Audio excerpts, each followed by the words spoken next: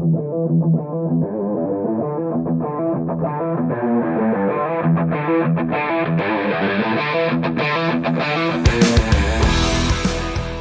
to the Automotive Diagnostic Podcast. We're going to explore ways to sharpen our diagnostic skills, find learning resources, and hear from experts in the automotive field. This episode is brought to you by L1 Automotive Training and Keith Perkins. If you're looking for education on module programming, J2534, EEPROM work, key and immobilizer, electrical diagnostics, or drivability diagnostics, Keith has a website, l1training.com, that's got over 60 hours of training videos on all those subjects and more. When I first started out doing mobile, I utilized Keith's videos on module programming in J2534 in order to get my head wrapped around what I would need for the tooling, the computers, the software setups, what kind of obstacles I would be up against when I'm out there programming modules on cars. And it was a huge benefit to me. And I continue to use the training videos that he has on his website. So I strongly recommend checking out l1training.com. The link is in the show notes. Hey, what's going on, automotive world? Welcome to another episode of the Automotive Diagnostic Podcast. My name is Sean Tipping, and I'll be your host once again for this week's episode. Thank you so much for joining me. This week on the show, I'm going to share another case study with you from out there doing mobile diagnostics, and of course, it's going to be another parasitic draw. Yes, I do a lot of these. I find them to be the most interesting and sometimes the most challenging diagnostics to perform. If I came on here and I talked about a single cylinder misfire or, that time that I smoked the intake and found an intake leak, that's not as exciting, at least not to me. And I don't believe to you that would provide a ton of value for the most part. But these parasitic draw ones, not only, again, are they challenging, I think they're interesting, and I learn the most, especially when I deal with a vehicle or vehicle platform, or even sometimes just a problem that I didn't know prior to going in to that situation. And this vehicle is no exception. This is a 2017 BMW X1 that's got a pretty significant parasitic draw, right? This will kill the battery overnight easily, and it's been very consistent for the shop. They looked at it a little bit, but they quickly realized, this is outside of our realm. We don't do that, much parasitic draw diagnosis at all. And then being a later model BMW, it just wasn't something that they wanted to dive into. So they call us to take a look at it. And of course, I teach a class. I've talked about parasitic draws. I just had an episode recently that's saying that, parasitic draws on modern vehicles are really just network problems, and that when you observe there's a certain level of current draw on the battery or how it's acting in certain situations, you can move directly to the network and skip some of the other procedures in a normal process that you would do for a parasitic draw. And that's actually kind of why I wanted to talk about this one, because that's what I did on this one, but it ended up being more challenging than I thought, and I didn't get to the solution in the way that I thought that I was going to. And I spent a lot of time on this one. This one burned up a decent portion of the day because I was kind of lost for a little while. So why not talk about it? Of course, if I'm going to put something out there on the podcast, sharing information with you, of course, I want to bring up when, hey, that thing that I said, it didn't work perfectly here. And as technicians, I think we all know that, is we can have a skill set, we can go to a class, we can learn something, even just a tool. We can have a tool where man, this tool is great for X, Y, and Z, but every once in a while you run into a situation where, that tool or that procedure or that piece of knowledge doesn't quite apply the same way. It's real life. There's nuance. There's going to be curveballs that come at you. This is one of them. So I wanted to talk about it. And again, I learned quite a bit. I think next time I get one of these, I will be able to handle it better. But you might be somebody who does a ton of parasitic draw stuff on Europeans or specifically BMWs, and you might have a simpler way to get there. I'll talk about that at the end, a little hindsight and research after the fact. I may have been able to get to this solution quicker, unknown until I try again, but that's why we take the time, or at least why I try to take the time after diagnosis to learn. See, could I have done that better? Because I definitely was not efficient this first time around with it. So anyways, let me set up the vehicle again. Parasitic draw, 2017 BMW X1. What I ended up finding was this was all the time. Didn't have to wait for it to act up.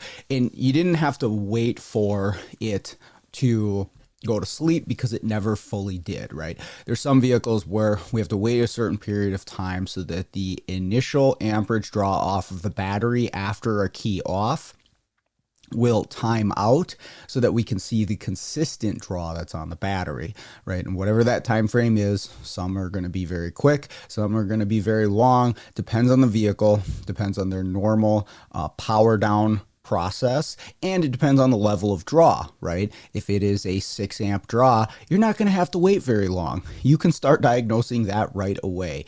That's again when the key is off.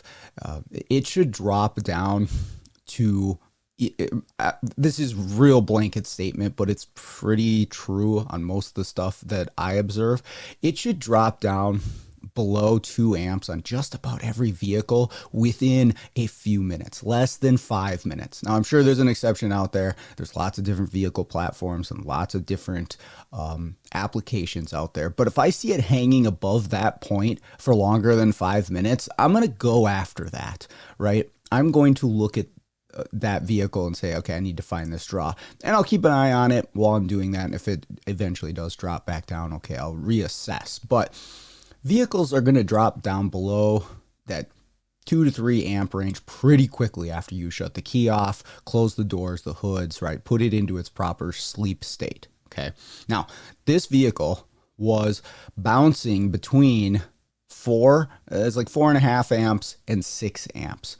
And you could watch it. And again, I'm just using my amp clamp, negative battery cable, and I'm watching this thing. And so it would be up at 6 amps for a while. It would drop down to about 4.5, then it would come up to 6.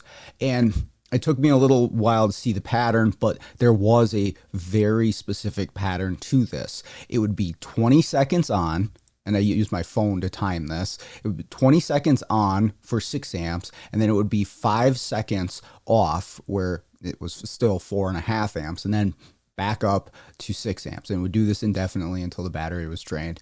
Put a charger on there because, of course, that's going to drain a battery pretty quickly, even just sitting there doing the diagnostic at 6 amps. So, but that's a pretty heavy draw, right? Now, that being said, like I mentioned before, if you have a larger amperage draw on a modern vehicle, one of the things you should consider is the network is awake. Now, I had some very obvious clues that a network or networks were awake on this vehicle.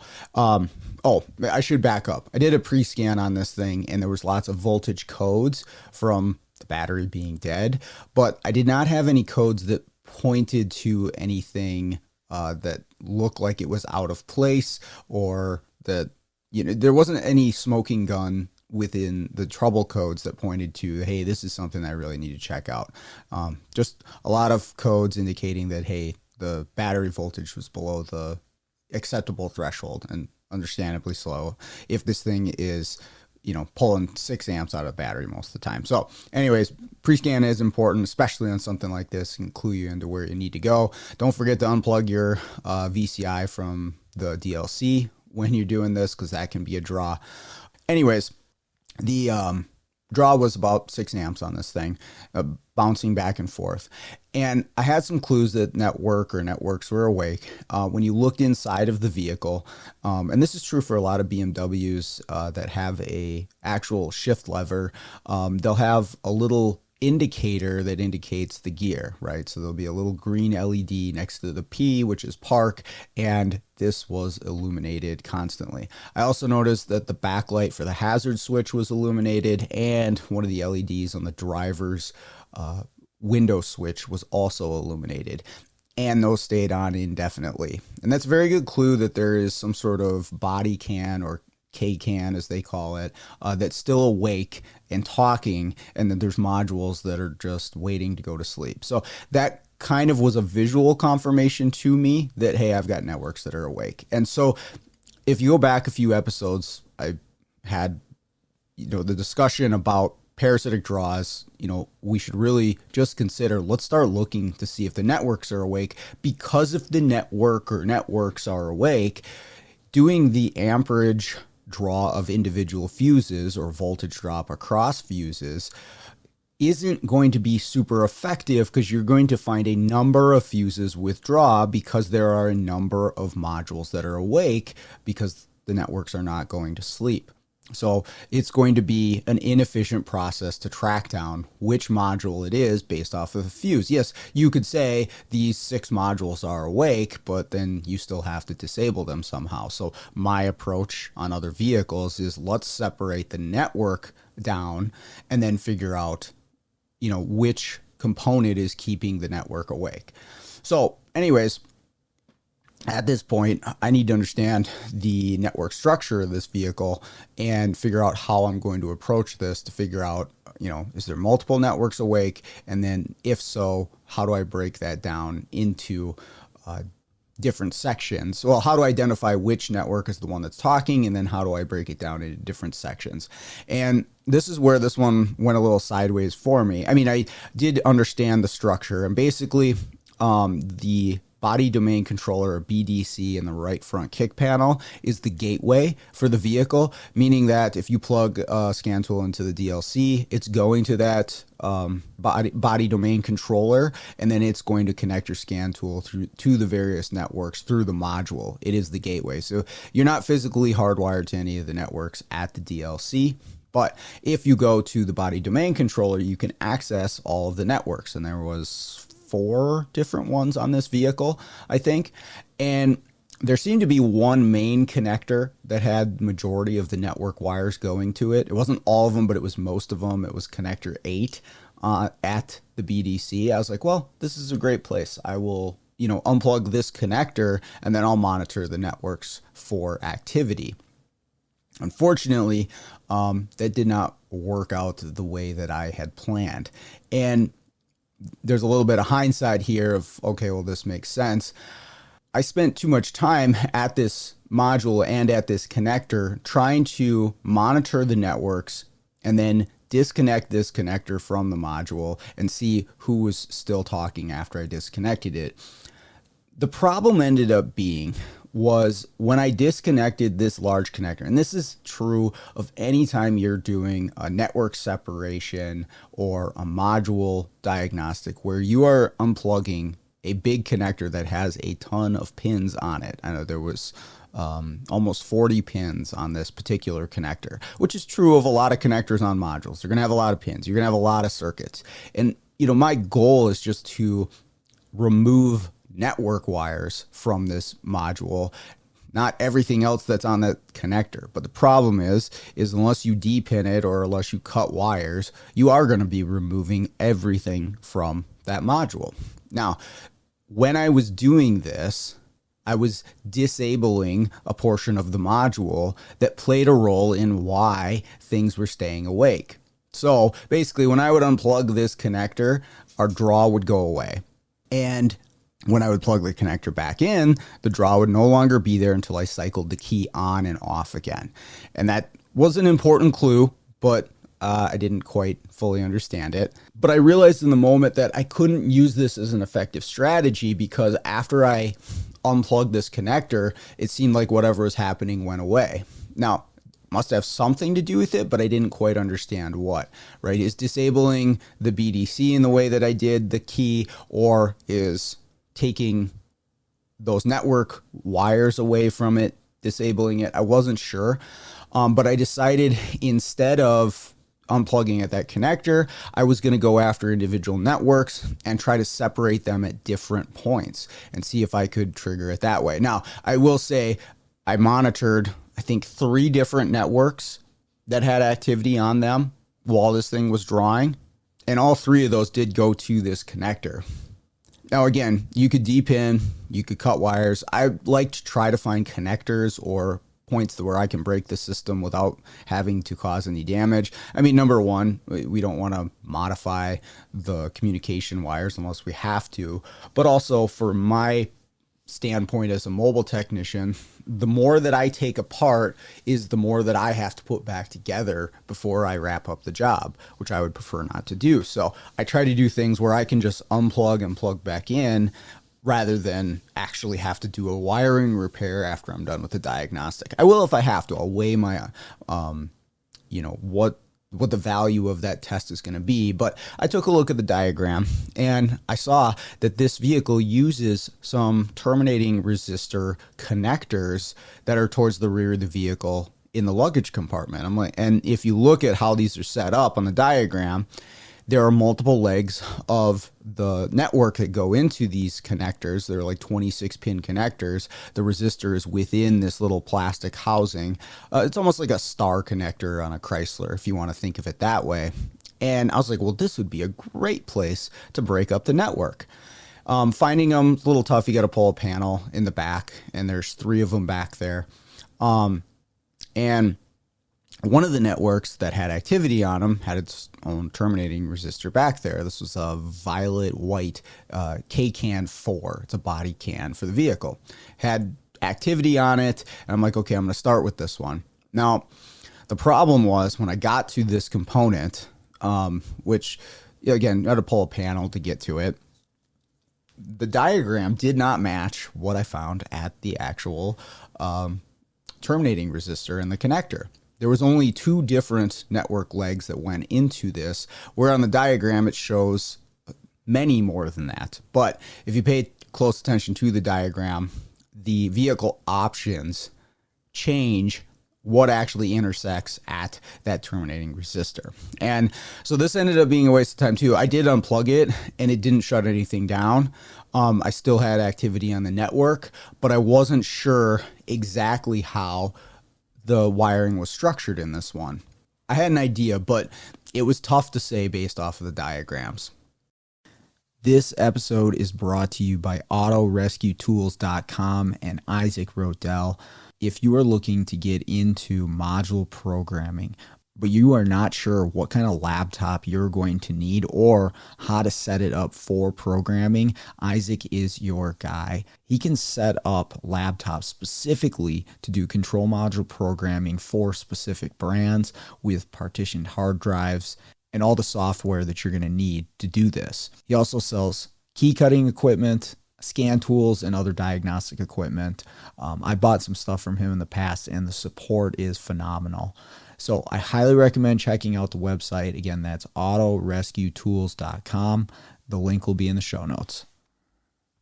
And so I looked at a few other areas where maybe I could break this down, but the problem was I wasn't even entirely sure that this was the network for sure that was keeping everything awake. I just knew that it was awake, and I saw activity on other networks. I knew those were awake.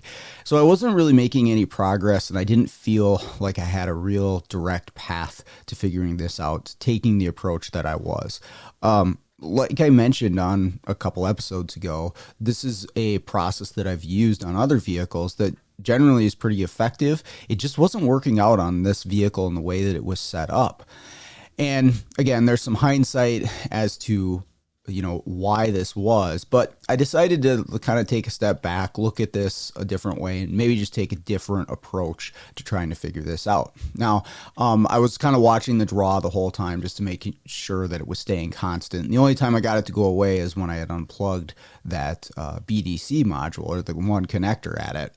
But it was, once you cycle the key on and then back off, it would continually do this 4 amp to 6 amp draw. And what it looked like is, a module, especially given the specific frequency of the time, right? 20 seconds on, 5 seconds off. And it was always that amount. That to me is like, it's got to be a module for it to be that specific rhythm. So I know I'm looking for a module. I just have to figure out which one. And also it makes sense why it's not fully going to sleep, because something seems to be maybe power cycling, where it's like turning on, drawing amperage, shutting off for a brief period of time, and that 4.5 amps is probably the amperage that you would see briefly after you shut off the key, but it should go away relatively quickly and drop down to, under an amp within a couple of minutes, but it never gets that chance because something, again, seems to be power cycling on. So I know that I need to stick on the idea of a module. I just need to figure out how to get a little closer or narrow this thing down for me. So I did try something with a scan tool at this point because I have dealt with BMWs before where you could do a forced power down through whichever module is in control of that. Older ones, it was maybe the CAS module. This one, it is that BDC, where you can actually go in with a scan tool and you can force a shutdown of the system. Now, here's the interesting thing. When I did that with a scan tool, it did shut everything down. You could see the little light go off on the park symbol. That was kind of my visual indicator. The network traffic would drop off and the draw on the battery would actually go away. It went to 4. It hung there for maybe 30 seconds and then it dropped down to an amp. And then after approximately 10 minutes or so, it would drop down to like 60 milliamps, right where you wanted it to be. So where I'm going with this is forcing the vehicle to power down through the BDC was possible. And whatever was cycling on and off the module stopped doing so. So the question is, why? What is different about me commanding it to happen where it's not happening normally? Now, I'll pause here and mention something, and this is hindsight. This is research after the fact. There is a function through ISTA, and maybe you can do it with aftermarket tooling, I'm not sure. But this is new to me because I just haven't done enough parasitic draws on BMW vehicles, where you can run a function called energy diagnostics. Now, it's possible, and again, I haven't used it, so I can't say. Maybe you have. Maybe you can add some details onto how this has been useful in a situation like this, but it potentially has the ability to tell you, at the very least, that the battery is drawing because the vehicle never entered a sleep state, and it might give you a most likely cause. And that's the most I can say about it. I tried looking for a video of someone doing it online, couldn't find it. There's text about it. There's a BMW TSB about it. And it definitely looks like it's something that I should have run. And maybe you BMW guys out there can tell me, like, yeah, you should have done that first. I'm definitely going to try it next time after reading about it.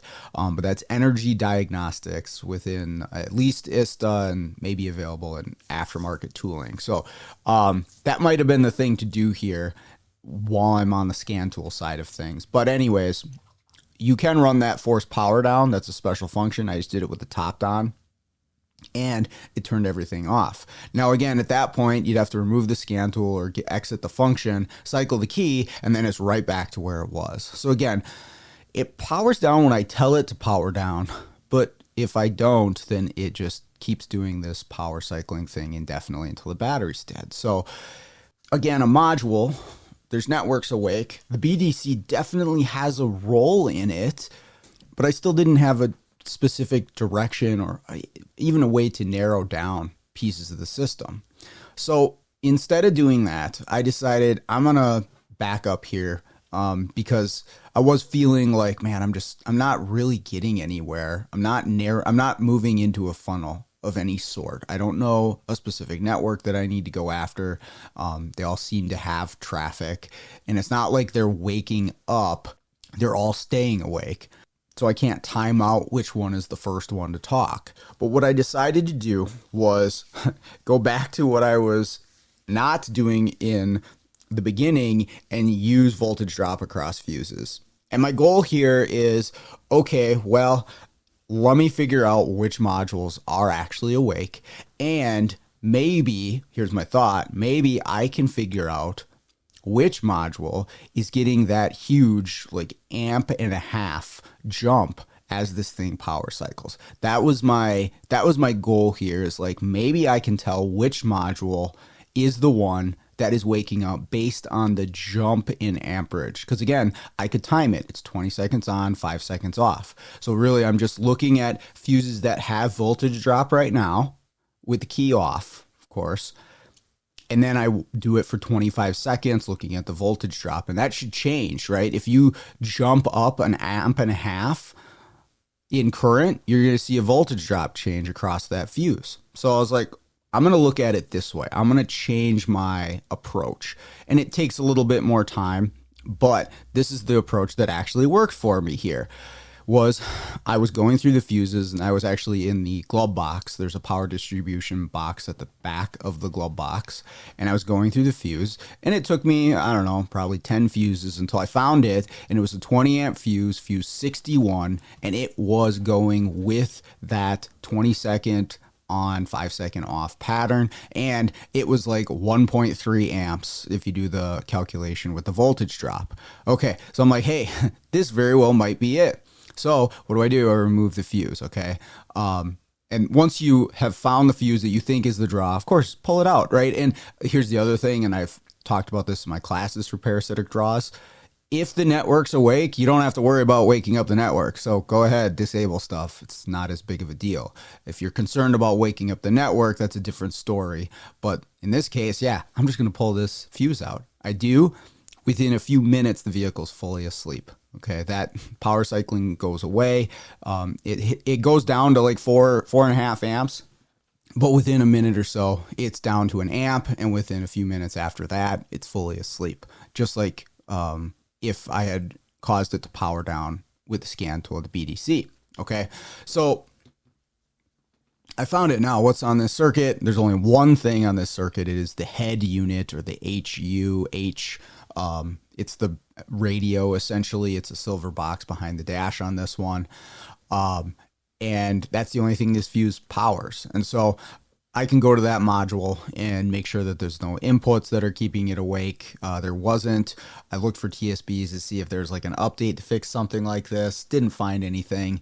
And I talked to the shop about the cost of doing an update on this car. It's an F chassis, and so we're going to have to update the whole car, and it might not fix anything. And then if it doesn't fix anything, then we're going to have to do it again anyways after you replace it. So they're like, yeah, we'll just tell them to get a new one. It didn't strike me as something that an update would fix anyways, with the way that it was power cycling, like an amp and a half of current continually in the off position. I mean, who knows? Tell me if I'm wrong, if an update might have fixed it, but that's another 2-hour process just to try on an F chassis car like that using ITSTA. And so they're just going to get a new module and put it in. But anyways, looking at this in hindsight, it made a little bit more sense the way that things happened. Now, when I removed that fuse, I removed power to the module. But the important part to understand there is where this fuse 61 gets power from. It gets it from the 30B relay, which is also in that power distribution box, but that is controlled by the BDC, right? So this is a relay that powers up a bunch of stuff in the car. It's not just the head unit, but it is turned on by the BDC. So two different things that happened while I was working on this. When I had unplugged that one connector, I had disabled part of that BDC, and it turned off that 30B relay, so that when I plugged it back in, the radio, or the head unit, no longer had power, right? When I forced everything to sleep using the scan tool, the BDC turned off that 30B relay. The head unit no longer had power. I had to key it up in order for it to have power again. But once it did receive power, once the 30B relay was turned on, which is supposed to happen with a key on scenario, then once you shut the key off, that BDC has to see certain things happen in order for it to shut it off. Now, according to some stuff that I read, it's supposed to eventually shut it off if it sees that there's a problem. Didn't seem to happen in this case, and maybe it had to do with the way that this module is power cycling. I'm not sure, but it never did shut it off unless you forced that to happen with a scan tool, or you unplugged that connector, or you removed the fuse to the module that was power cycling, which was the head unit. Okay, so again, a little bit of hindsight there, but it made more sense with what is happening. So in the future, how would I approach something like this? Well, maybe I'll look and see, oh, hey, 30B relay is on. What happens if I remove that relay? Does that put the car to sleep? Okay, well, it's something off of that 30B relay that is staying awake, right? So then I can narrow it down to that set of modules and approach it a little bit differently. But there's a cycle there, right? It's not just in a lot of vehicles that I've dealt with networks that stay awake, a module has constant power all the time. It has, especially body modules, they have the ability to wake up and start talking at any time. This one doesn't necessarily have that because it's reliant on its only power source, which is from that 30B relay, which is controlled by the BDC, but because of how it was acting, it was never allowing it to actually turn that relay off and go into the sleep state. So really interesting. Again, this one took me way too long, but I learned a lot about the system. And again, I'm going to try the energy diagnosis the next time that I have one of these and see would that have gotten me to it sooner? Would it have just told me that it's never entering the sleep state? Okay, I already knew that. Or would it dialed me into the module quicker? Maybe. If not, I can still use this, the 30B relay, or maybe there's another relay like that, and disable that to see what does that do about my situation. Does it change anything? Are there still things talking on the network? And then that's going to be a different approach for me on one of these vehicles. And I took notes on all that stuff so that next time I have one, I can get to the problem more efficiently, because that's the goal. But that's also why I'm talking about it on the podcast. So hopefully you found that interesting. Hopefully that all made sense. If you have something to add, throw it into the Facebook group. I'm not on Facebook a ton right now. The world's a little crazy, but I try to hop on there every once in a while. Feel free to shoot me a message if you want. I do check Messenger. But anyways, I'd like to thank everybody out there for listening. Hope everybody's doing good. And with that, let's get out there, start fixing the world one car at a time.